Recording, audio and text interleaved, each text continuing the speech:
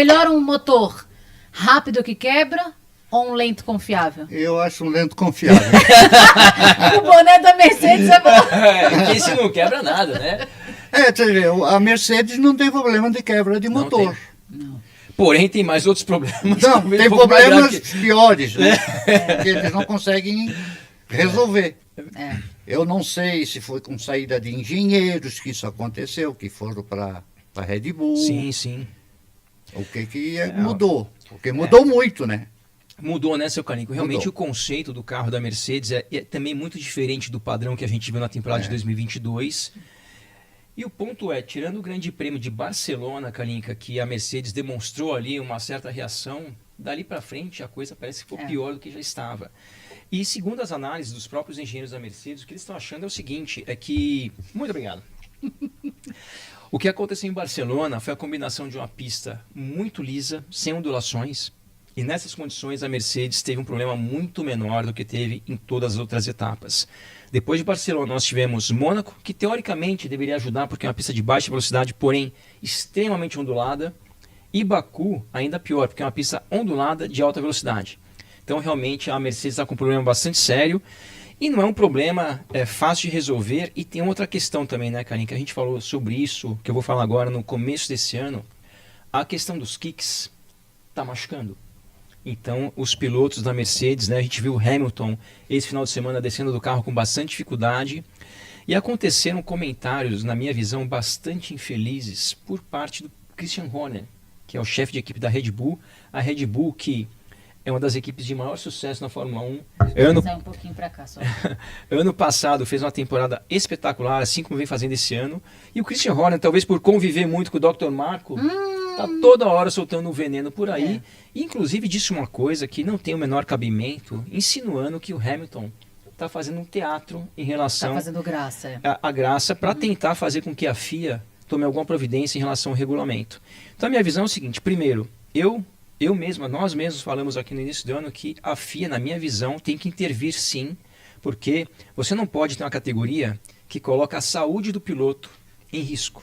E esse tipo de movimento que os carros vêm ocasionando nos pilotos, e a consequência no corpo dos pilotos, isso pode lesionar, né, nem machucar. O Gasly, ele deu uma entrevista, ele fala, né, até peguei aqui aspas dele, nos salvar de ter que usar bengala com 30 anos, né? Não acho que a FIA deveria nos colocar em uma encruzilhada tendo que escolher entre performance e saúde, que é isso que você trouxe. Saúde e segurança. Você sabe que, seu Kalinka, que uma vez eu corri numa corrida nos Estados Unidos, que a FIA de lá, que não era a FIA versão americana, que chamava kart, nós tivemos a seguinte situação, era um circuito oval novo, no Texas, e esse circuito, ele era muito inclinado, então você fazia ele inteiro de pé embaixo, só que como ele era muito inclinado, a força no corpo, a força G, era muito alta. Então o que acontecia? Você dava 10, 15 voltas, os pilotos começavam a quase desmaiar dentro do carro, porque o sangue começa a descer da cabeça para o resto do corpo devido à força G.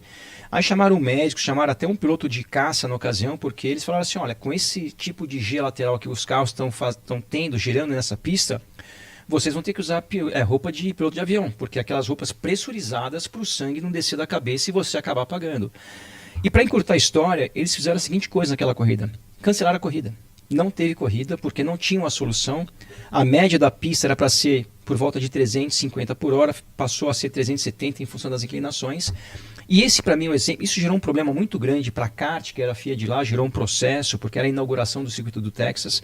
Só que no fim das contas é o seguinte, a saúde dos pilotos sempre tem que ser preservada. E não só a saúde, a segurança, porque esses kicks, quando o carro quica, ele perde pressão aerodinâmica. O Hamilton falou uma coisa muito, muito válida, ele falou assim, poxa, eu estou quase perdendo o carro numa curva a 300 por hora que não tem área de escape, como no Grande Prêmio do Baku. Então acho que é um conjunto de coisas que para mim a FIA tem que sim que intervir, fazer alguma coisa. E muitas coisas estão sendo faladas, levantar os carros ou fazer qualquer coisa, e na minha opinião, a coisa mais correta é fazer o seguinte, esses carros têm sensores e tem que limitar o máximo de força G, que é a força que o kick está exercendo em relação ao piloto. Hoje, o carro da Mercedes, por exemplo, ou os carros que quicam, a própria Ferrari quica, está gerando uma força G de quase 2 Gs quando quica forte. É uma força bastante grande. Para quem não conhece muito 2 Gs, é quase 2 vezes o peso do seu corpo. Então, você fazer isso 500 vezes ao longo do final de semana, 22 vezes por ano, realmente é uma coisa que não é saudável. Então acho que a FIA tinha que limitar a força desse kick, e quem que tiver que levantar o carro, que levantando o carro esses kicks diminuem, quem tiver que levantar, levante. Porque você não pode, na minha opinião, colocar a saúde e a integridade dos pilotos à frente de uma performance ou de um resultado. Você via que na reta a própria Ferrari, como Sim. balançava a cabeça do Leclerc. Sim, do Leclerc. Aquilo é absurdo, É um aquilo absurdo. ali é subhumano que ele chama. Exatamente. E o Christian Horner foi muito infeliz porque ele falar ele que um piloto tá. Eu acho que é querer atenção nessa colinha, querer o holofote em cima, falar que o piloto está fazendo teatro, no caso do Hamilton, como se o Hamilton precisasse fazer teatro para alguma coisa. E outra, para você falar um negócio desse, só tem duas opções. Ou você já passou por uma situação dessas, que ele nunca sentou num carro, ninguém nunca, tirando esses 20 pilotos que correm na Fórmula 1 hoje, ninguém passou essa história. Na história, porque lá atrás, nos anos 80, esse fenômeno aerodinâmico também acontecia.